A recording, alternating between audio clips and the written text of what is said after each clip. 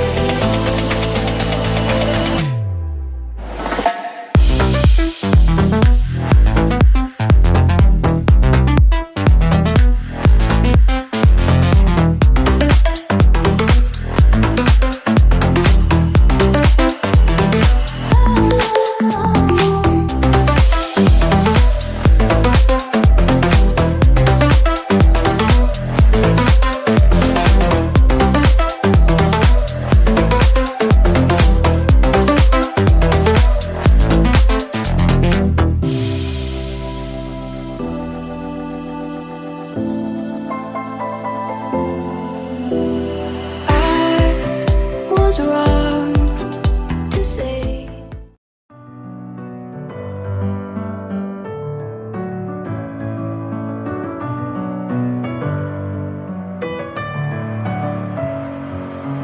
Messing with my head again. You had your heart set on me, but these feels, they come and go, and they come so easily. Tell me what it is about you that I can't forget, but you're breaking down my walls again just to set me free. Why do I, baby, why do I love the way you always leave me? Why do I, baby, why do I love the touch but never love the feel?